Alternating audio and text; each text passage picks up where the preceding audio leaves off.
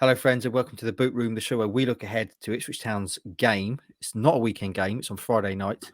Tomorrow, Mark, Heath, and Andy Warren here to break down Town hosting Fleetwood tomorrow night, 7:45, Portman Road. Back into League One action, Andy, and it's good to be back, isn't it? Into games that matter in terms of the league. Feels like it's been weeks since we had a league game. Yeah, November's always a funny month, isn't it? With cups, two cups, obviously for Ipswich here. Papa John's Trophy not successful, FA Cup successful, but it's back to business and under the Friday night lights again for Town against Fleetwood, which worked out really well for the club last time, beating Derby at home 1-0.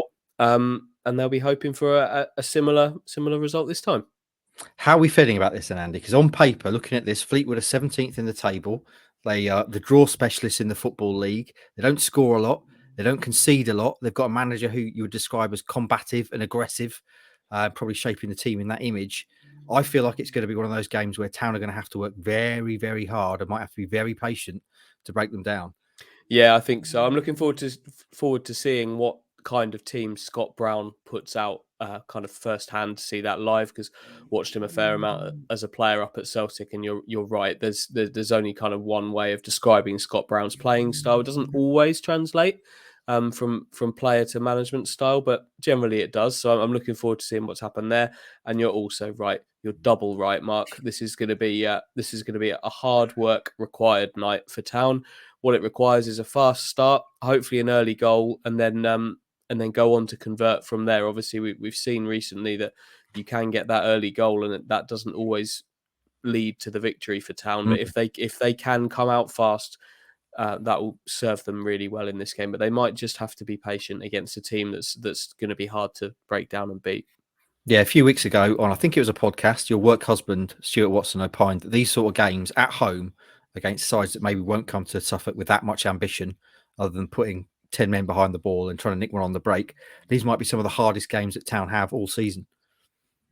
Yeah, there's a lot of them as well. This is like we've seen loads of them. We've seen, there's Cheltenham, Fleetwood, plenty more to come as well. Cambridge proved that way a little bit. But Lincoln, there's going to be games like this, and that's not just confined to the bottom half of the league either. It's the better Ipswich become, the harder they work to get themselves into a really good position at the top. The more teams will come here, you would imagine, trying to keep it tight and not give too much away to Ipswich. So they're going to come. We knew when they struggled with a couple of these earlier in the season, we knew that there was something they had to get right and not just cast aside as one of those days, because there were going to be a lot more of these days down the line, and one has come around quite quickly. So hopefully they've learned from what's happened in the recent past and can do something a little bit different and make this one count. Okay, let's talk about how Town attack the game then, Andy. Clearly, we know there's a lot of injuries going on at the moment, which will impact on team selection. How would you be setting Town up? It's almost now a side that picks itself, isn't it? Yeah, it is. There are some knocks around as well. I think Kieran McKenna ahead of this game, probably for the first time really, has said that he's going to be incredibly cagey with what kind of team news he gives out, because there are that few Town players available that the slightest kind of suggestion whether somebody's fit or not does in fact tell Fleetwood what that team's going to be. But for my money, and the hope's got to be that the knocks are kind of things that the players are able to get over. Janoy Donatian and Freddie Ladapo are two of those from what you think the starting lineup would be. So I don't think it's going to be too far away from what we'd all expect. Would you like me to run through what we might all expect? We've got a flash graphic that we need to use. We've paid lots of money for it, so let's go. Let's go. Christian Walton in goal, Janoy Donatian, Luke Wolfenden, Cameron Burgess, I think, in the heart of defence, with Leif Davis there. Morsey and Humphreys, that's the midfield too. Right now, no reason to change that. Wes Burns, Connor Chaplin, Kyle Edwards, I think, on the left, and Freddie Ladapo up top. I can't imagine it's going to be too far away from that.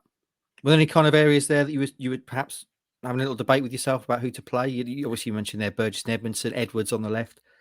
Yeah, they're the two positions, but I think Cameron Burgess, with how he's performed since coming back from those facial injuries, has put himself head and shoulders above actually George Edmondson and Richard Keogh for that position at the back at the moment. He's played very well I think you can see by the way he was used during the cup games that he's probably going to be heading to the starting lineup for this one.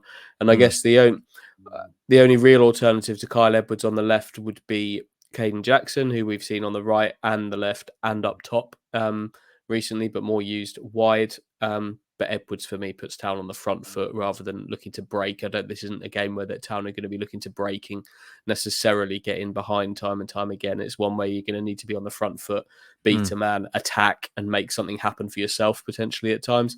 So Kyle Edwards would get the nod there for me for sure.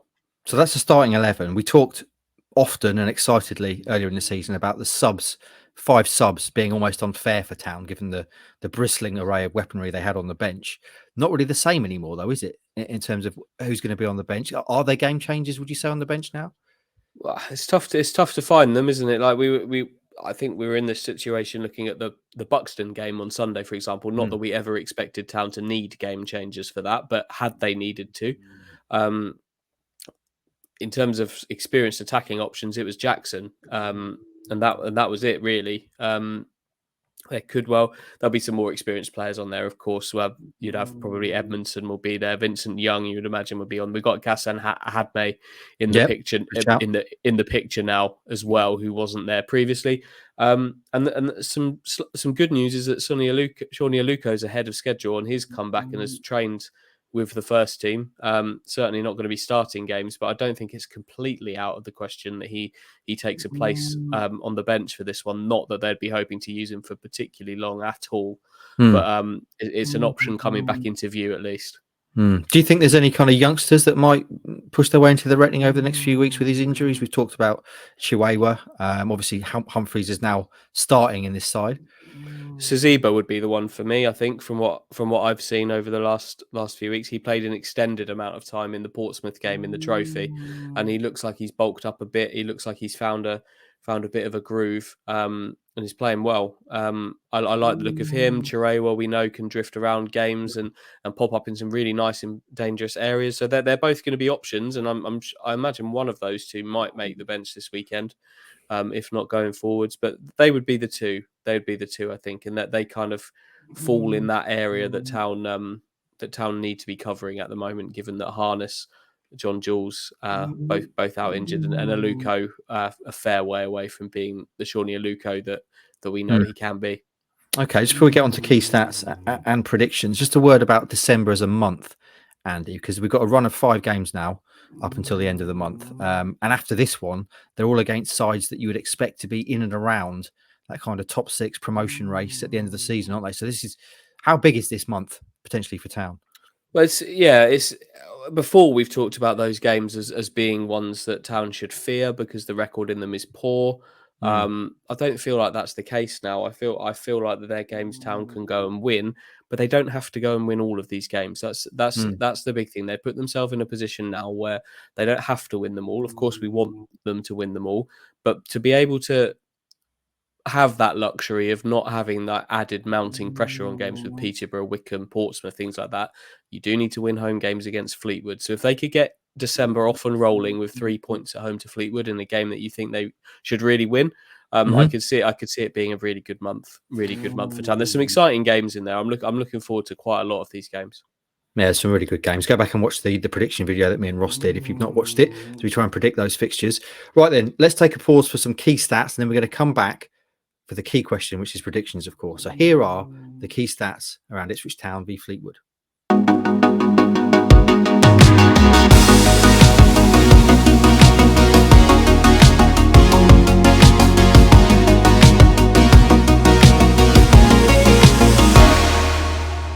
There we go. Okay, interesting stats there as ever. That's all the stats around the game. The key stat, though, is who's going to win the game and what's the score going to be, Andy. So your prediction, please. I'm going to give you mine to begin with because I'm the one most likely to be wrong. So I'll go 2-0 Ipswich. I think it's going to be, like I say, a tough old game. I can see them maybe holding out till the 60th, 65th minute, Town getting a breakthrough and then maybe nicking one more just to seal it late on.